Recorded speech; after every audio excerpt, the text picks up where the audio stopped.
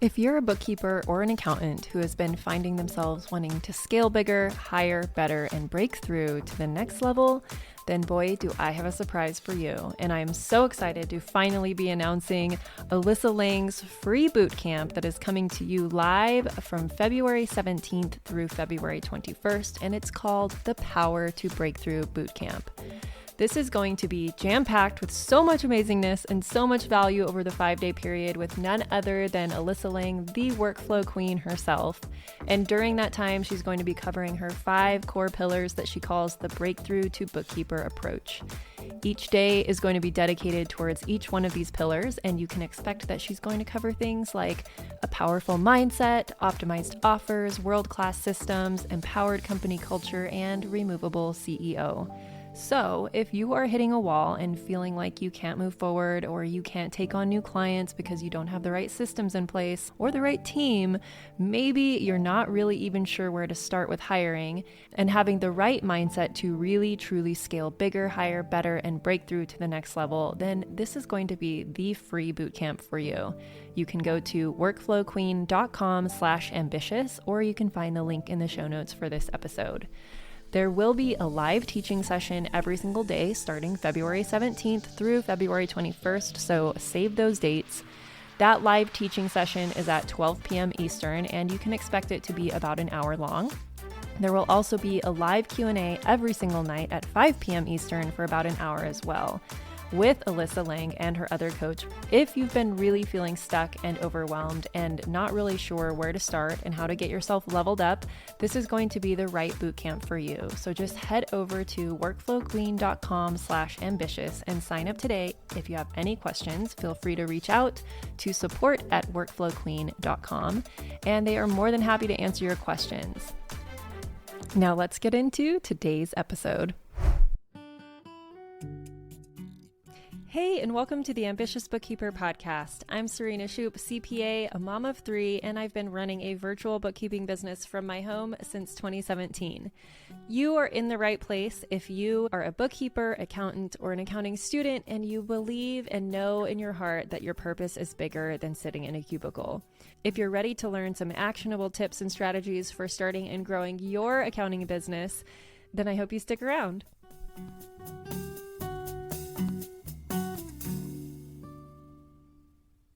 Welcome back to the Ambitious Bookkeeper Podcast. Today, I have a guest on here to talk about sales tax, which I know a lot of our listeners might be involved in, and some of you may not be involved in and be curious about it. And I also know that a lot of our listeners want to know where they can outsource this. So this is why I brought on Brian Greer from TaxConnex. Hello, Brian. How are you? I'm great. Hi, Serena. Nice to be here. Yeah. We're going to talk about this super exciting sales tax topic, right? That everybody loves so much. Yeah, I mean, I love it. I nerd out on it all the time, and I'm sure you do too. So without further ado, go ahead and introduce yourself to the listener, who you are, how you help people, and then we'll dive into the conversation from there. Sure, would love to do that. So I'm Brian Greer, and I'm one of the partners at TaxConnex, and we'll get into that a little bit more in terms of what we do, but we do focus specifically in the sales tax industry. But just as, some, background information on myself and some perspective, I started my career really as a salesperson, and I was selling software. And honestly, I was terrible at it, Serena. I was at a couple of different software companies and ended up at JD Edwards, which was purchased by Oracle. And I didn't get it. I wasn't good at it, and I was looking to do something different. And a person that I knew said, I know a guy that you should talk with. Ended up having a conversation with David Clapp. And the audience won't know who David Clapp is, but David Clapp was one of the original employees of a sales tax outsourcing firm called Tax Partners. Okay. So this was back in 2001. And I kind of struck up a relationship with David, and he hired me at Tax Partners to focus on sales tax outsourcing services. I knew nothing about it at the time, but now, roughly 25 years later, I know enough about sales tax to be dangerous in a lot of scenarios. But what I will describe, and this might resonate with some of the audience, I started off saying I was terrible at selling when I was at JD Edwards and selling the software. What I learned over time is that once I landed in this sales tax space, I was able to learn about it and research it and really understand it and start to really sell and consult from a position of knowledge. So I could go a mile deep. Whereas when I was at JD Edwards, we were selling 100 different things that I knew this much about each one, and it just made me uncomfortable. So what I learned with that is to focus on what you do well, figure out what it is that you do well, and focus on that. And I think that's what I've done that, quite frankly, inadvertently. But kind of looking back on my career, that's kind of the path that I went on. Yeah, that's a really good point. And I know we weren't going to talk about sales, but that sure does make it a lot easier when you have enough knowledge about it to really offer help instead of feeling like you're selling. Yeah, and I think even, if you're providing outsourced accounting, outsourced bookkeeping services, maybe the message is maybe there's an industry that you're really good at. You're good at providing those services, but maybe you find an industry that, hey, I can be really successful here because I know this industry. And it just provides that level of credibility, I think, when you talk with potential prospects and when you talk with your customers that, hey, this person gets it and they know what my industry is all about. Yeah. And it doesn't have to be that hard. It's the matter of just adopting like industry, terminology and helping the client know that you understand their business model and the pain points that they have. So yeah. So you got into sales tax accidentally. Did you have a background in sales tax before you ended up there? No, not at all. And this is an even more odd part of the story that I'm a graduate from Purdue University. So kind of a STEM school. I've got a degree in geology. Oh, So I'm like a science guy more than an accounting guy. But I think that's why sales tax appealed to me, is that I could take more of a deliberate kind of scientific approach to it and learn about it. So it was definitely an unplanned segue. But after getting into it, it's such an unusual industry that there's just not a lot of people that know a lot about it. And it just kind of kept me engaged. And there's always something that's changing as well, which keeps it interesting and fresh also. yeah. That's one of the things that I think scares a lot of people is how much it changes. Absolutely. So tax partners, from there, give us the rundown. So Tax Partners, I mentioned, was focused in the sales tax outsourcing industry as well. So it was started in the late 90s. I joined in 2001. And then in 2005, it was acquired by Thomson Reuters. So I made the move with that acquisition. I ended up staying on board with TR, doing the same thing, selling the sales tax compliance services for a period of about 5 years. And during that time period, the founder of now TaxConnex, where I am today, Robert was one of the original guys. Robert Dumas was one of the original guys at Tax Partners. So after the acquisition by TR, Robert started TaxConnex in 2006. He had some non-competes there for a little bit of time and couldn't do the compliance work and was focused on consulting activities. But eventually he brought myself on and a couple of other people from our previous business. So we kind of got the band back together at TaxConnex. And so I joined here in 2010, really heading up sales and marketing. And so we've grown the business since then. And if you've paid much attention to sales tax in the last 6 years, when we were running the business in 2010, this is another interesting story. It was a tough slog. If for anyone that started their own business, while I didn't start TaxConnex, it was still in its infancy when I joined. And another example of things were not going well. I was ready to do something different. And all of a sudden, somewhat out of the blue, Thomson Reuters decided that they no longer wanted to be in the sales tax compliance outsourcing business. And they sold our old business to KPMG in 2012. And as soon as that happened, a lot of these clients that we had relationships with previously just started calling us and wanted us to do their sales tax work. And it was almost overnight. We went from not having a business to having a very good business. Mm-hmm.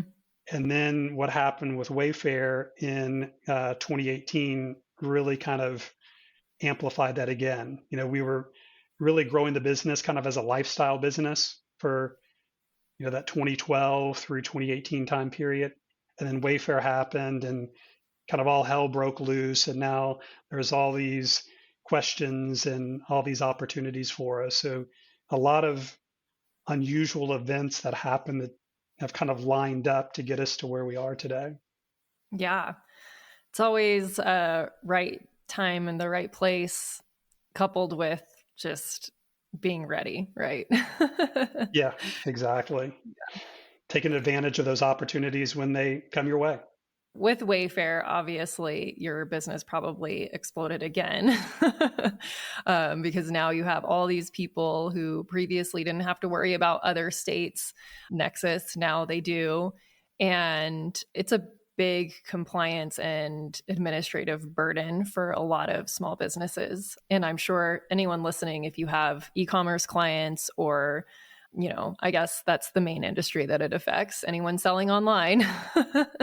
I know I come across a lot of bookkeepers that are like, I really want to do, I want to help this client, but I really don't want to deal with sales tax. So this is what you guys do, right? You can jump in and just take on that piece of a client's work.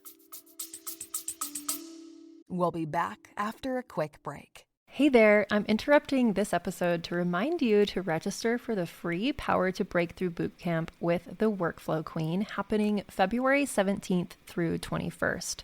You can register now at workflowqueen.com/ambitious. Now let's get back to today's episode. Yeah, exactly. And I try to describe this and we've said that sales tax is very complex. And maybe this is the science in me that tries to break it down into more manageable steps. Mm-hmm. And I kind of think about it, I call it the 3 C's. So you've got consulting, calculation, and compliance. So the consulting is really just figuring out what the requirement is. Do I have nexus and do I have to charge sales tax and what am I supposed to do? So we help clients with that aspect of really just identifying what they need to do from a sales tax perspective. And sometimes that also results in some prior exposure. Maybe they weren't doing things properly in the past that we help identify and help resolve those types of issues. Mm-hmm. But once you have a good idea of what you're supposed to do, now you got to put a process in place. Now you got to figure out, well, how am I going to charge sales tax? And so that's the calculation piece of it. And we help companies there. We have software that can plug into an accounting system. There's a lot of options out there. There's Avalara, there's TaxJar. Shopify has a great capability inside their system to charge the sales tax. And then kind of that 3rd C is the compliance piece of it. So now we've charged the tax. How do we get it remitted to the right jurisdictions? Preparing the returns, filing the returns, making sure that we're kind of following the rules on a go-forward basis. So we help in all 3 phases of that process. Maybe some clients don't need all 3 phases. Maybe they need 1 or 2 of them, but we can help with all those different areas of sales tax. Do you guys help with the point of you're charging the sales tax, you're collecting it, you're remitting it? Do you go back and reconcile the books to what was remitted and all that as well? Or is that usually something that you partner with a bookkeeper on? Yeah, good question. But we would usually partner with a bookkeeper on that piece of it. So what I want to do is when I get the sales tax information from the client, so we're talking about the preparation and filing of the returns, So there are usually some types of sales tax reports that come out of Shopify or QuickBooks or whatever the platform that's being used. Um, my job, I see it outside of just preparing and filing the returns and making the payments, is to reconcile that tax data to the payment that I'm making. And I Right. provide the reports back to the bookkeeper that says, here are all of the payments that we made. We can even summarize those to maybe simplify the journal entry process on your side, but we don't ever go into the client's accounting system. Okay. Yeah. I find that's a piece that can be challenging for people if they don't have, the background or the training. But that's usually where we end up finding, oh, we weren't collecting properly, or there's a broken system, like Shopify is not actually charging, but TaxJar is calculating it because they should be charging, and there's mismatches. So Sure. Or yeah, maybe that's you've really, charged it and it's flowing into the GL and someone's not reconciling that sales tax account, and we see all of this tax that was collected but never paid. right. Yeah. Yeah, absolutely. So let's rewind a little bit for anyone who is like curious about this process or curious about helping e-commerce and they don't want to get in over their head. So what are some things that people should be knowledgeable and aware of when taking on a client like this? Yeah, I think from a sales tax perspective, the the foundation and what you should be aware of is nexus. And that might be a scary term. Hopefully we can kind of simplify it here. But nexus is really just the connection that you have with a taxing jurisdiction. Sufficient or a strong enough nexus means you're going to have to do something from a sales tax perspective. If you don't have nexus, you don't have to worry about sales tax. That's a good situation. The two things to think about from a nexus perspective, though, it can be either a physical presence or the economic presence. And the physical presence is usually boiled down to employees, especially if you're looking at an e-commerce business. It's going to be employees. Most e-commerce businesses, at least a lot of them that we work with, they don't have inventory. Maybe they're working with a drop shipper. But if you do have your own inventory sitting in a warehouse, even if it's not your warehouse, that's something to be aware of that can create the physical presence for you. That should kind of raise a question in your mind. Should we be doing something? But the one that really, I think, affects the e-commerce brands more than others is the economic presence. And that's based on the Wayfair decision that we referenced earlier in our conversation, where there was a court challenge between South Dakota and Wayfair and a few other large online retailers. And the basic premise was, prior to Wayfair, if I can certainly remember buying items online and not having to pay sales tax, right? Mm-hmm. And it's like, cool, I can buy this TV or whatever, and I can save 8%. That's the issue that the states were wrestling with, is that all of these businesses or individuals were starting to buy online and the states were losing revenue. Now, as a sidebar, I'm supposed to report use tax on those purchases, even though that vendor didn't charge me the proper sales tax. And we all have that obligation individually to report use tax. The issue is that individuals don't do that. States can't audit the individuals. So the states started to really look at and focus on the businesses. And what the conclusion was, or what Wayfair basically said, is that I don't care if you have a physical presence, you're selling enough into my state and you're taking advantage of accessing my residents and using the roads to deliver products to people in my state, you should have the same sales tax requirements as an in-house or an in-state company would. So that's where this whole economic nexus thing came about. And the easiest way to think about it, there are layers, but the easiest thing is, if you've got a client that has $100,000 of sales into any individual state, that's the red flag for you. That's where most of those nexus thresholds are established, are $100,000. There's also 200 transactions. We see a lot of those are going away because what we've seen, Serena, is that you've got maybe someone that has 200 transactions, but they're $5. Yep. I got $1,000 in revenue. This economic nexus and Wayfair was never meant to put the sales tax burden on that company that has $1,000 of sales into a state. Right. So you're seeing a lot of those 200 transaction count thresholds go away and being more of a revenue threshold. So I always say, look periodically, absolutely at least yearly. Do any of your clients have at least $100,000 sourced into any individual state? If so, that's a red flag that you need to take a look at. Yeah. Yep. That's the story with my e-commerce clients. They're not huge, but they have nexus in 15 states because of the transaction thresholds. Mm-hmm. So yeah, looking forward to more of those going away. So the other thing that happens when you end up with that situation is some states, you now need to apportion that income for income tax. Is that something that you guys help with, or do you recommend outsourcing that to a tax preparer who is knowledgeable about income apportionment? It is an area that we don't get into ourselves, but we would partner with whomever would have that, that income tax knowledge to see if that's a requirement as well. Because a lot of times when you do the registration for sales tax purposes, there's going to be some questions in there about income tax as well. So we want to make sure we've got the right answer there if we are doing a sales tax registration. So we would just partner with the CPA firm or whoever it is that's doing the income tax filings for that business. Yeah.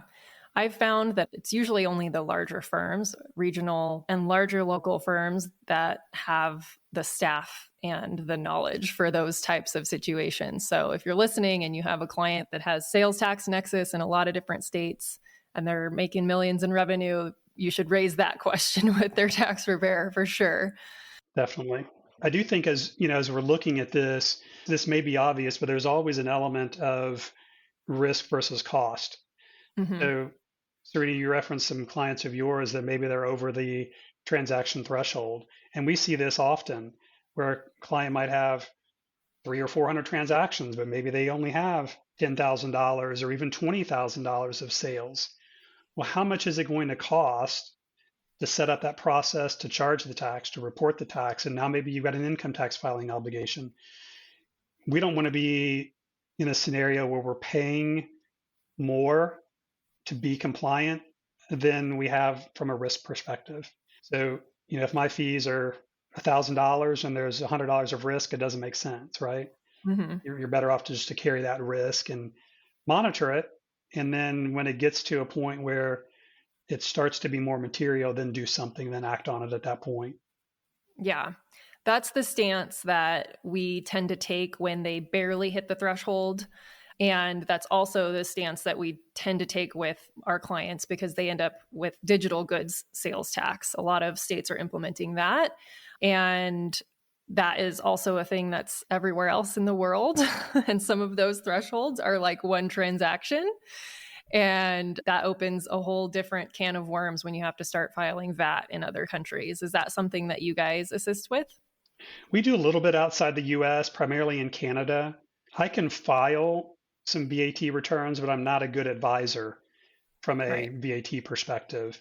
What is interesting, though, is if you do happen to have an international business or company that is now selling into the US and is using your services, those foreign-based businesses are way more conservative with US tax law than a US-based business. They'll often take that approach of, I don't want to play this game of having any risk. I just want to do what the law says. And if it costs me money, then I'm good with that. And it's a little bit of a different mindset and attitude than we see with a lot of US businesses where they're fine carrying that risk. Whereas the foreign businesses, and I think it's the way the VAT system has worked, that you have to be a registered VAT payer in order to take advantage of some of the input tax credits and to get basically the credit for what you've paid when you've purchased goods. They don't have the resale exemption certificates like we have. They've got the input credits. And so to take advantage of that, you've got to be registered, and that's not the case in the US. Yeah. They also have just a totally different mindset around working with an accountant. Like in other countries, that's the first thing that they do when they open a business. It's just a thing that happens over there. It's not a thing that happens here, unfortunately. It's Right. just It's not like, in the culture. let's start the business, let's get some sales going, and then all And of a then sudden you worry wake about, up. Exactly. but yeah, out there, it's like you have to have an accountant to help you establish all of these things. So that's the first thing that they do is set up an accounting system, hire an accountant, and they're involved from day one. Whereas out here, it's just unfortunately not how it works usually. Exactly. In the interest of time, what are some of the I know when we talked before, I want to make sure we cover this in the interview, because when we talked before we scheduled the interview, we were talking about the other aspect of TaxConnex and the opportunity for either contracting or being employed Sure. with TaxConnex, and Partnering. who's a good, Sure. partnering, and who's a good fit for that. So I definitely want to touch on that. Can you give us kind of the rundown of how your business is structured and who you have working on these various projects? Sure. So we have in the business a total of about 120 people. And I don't say employees because we have about 45, 50 employees and 60 or 65 contractors. And those contractors tend to be the individuals that engage on a recurring basis to prepare and file returns for our clients. Now, we have some of those practitioners, some of those contractors have bookkeeping services as well. So there's an opportunity to be a practitioner and prepare and file the sales tax returns, maybe as part of a larger overall service that you're offering. And we have other bookkeeping partners that resell our service. So essentially, the bookkeeper contracts with the client to deliver the service, and it gets subcontracted out to TaxConnex. We're known to the client. It's just an opportunity for the bookkeeper to maintain the relationship, have some margin from a billing perspective, my wholesale rate versus the retail rate that they might charge the end user, and referrals as well. We work with a lot of companies that they just want to make sure that their client's taken care of and they don't want to be in the middle of it. And so we have those programs as well, just from a referral perspective. That's awesome. If someone's listening and they want to become part of any three of those ways working with you, what's the best way to go about that? The easiest way is just to reach out to me, and I'll make sure you get to the right people. If it's a referral reseller type of discussion, that's going to be me. If it's a practitioner discussion, my partner, Jackie Brider, would probably speak to that individual. Awesome. We will link your information in the show notes so that everyone can go there to link up with you and get to the right place. Yeah, I originally found, I feel like I need to give this background. I probably should have done it at the top of the episode, but I originally found you guys because I was cramming for CPE at the end of last year. And I have the earmark subscription. So with CPE credits, there's a certain number of them that have to be in the accounting or tax category. And so when I get towards the end of the year, I want to make sure I've hit that number. And so I filter in earmark for accounting and tax. And you guys had, I don't know, maybe 5 or 6 webinars that were recorded on there. And that's how I found you. And I was like, well, this is information that, I love to nerd out on. It's interesting to me. I wanted to make sure that I'm catching everything that I need to know about sales tax. And I had been looking for a company that I could refer people to other than the big like Avalara and TaxJar and stuff like that, because I work with TaxJar, but as far as like the consulting piece goes and all of that, I was like, I want to be able to give other resources to bookkeepers and clients alike. So it worked out perfectly. I reached out to you and said, hey, and here we are. Would you come on the podcast? And also would be interested in partnering as well. So thank you so much for coming on the podcast today and sharing. If you are interested in listening to those other webinars, if you're a listener, you can find them on the Earmark app. I will also link that in the show notes. Before we close out, do you have any other words of wisdom or pieces of advice for bookkeeping firm owners? Specific to sales tax, I kind of touched on it initially, but my biggest advice is know where your client is selling. And if they have $100,000 in any state, red flag goes off, reach out to me. We can look at it, see if there's an issue or not. That would be one piece of advice. And then also, again, kind of summary, talked about it initially as well. I love the idea of finding a specialty and maybe having a specialty in an industry that you can really separate and differentiate yourself with your services from your competition. Yeah, absolutely. I'm always preaching that. Oh, wonderful. So what's the best place for people to connect with you if they're listening in the car and driving? Sure. So LinkedIn, Brian Greer, I'm sure you're going to have my information somewhere, but LinkedIn, got a lot of connections there. Try to disseminate a lot of information. Certainly when we're doing the CPE courses and webinars, we'll post those and I'll reshare those as well. And also, if you just want to subscribe to our blog at TaxConnex.com, we really try to focus on providing content and education. It's a big piece of what we're here to do. So I think signing up for that newsletter and that blog would be a good place to start as well. Absolutely. Well, thank you again so much for your time. And if you enjoyed this episode, make sure you reach out to Brian on LinkedIn, connect with him, and thank you so much. Yeah, thank you, Serena. Appreciate it. We'll talk soon. Thank you to everyone who helps make this podcast possible. Content and interviews are produced by me, Serena Shoup. Our intro and outro music is written and performed by my brother, Ian Gilliam. Editing is also by Ian using his awesome sound engineering skills along with Descript software. Hosting and publishing is by Buzzsprout. And you can check out the show notes for links to all of these amazing resources and resources mentioned in the episode. Be ambitious.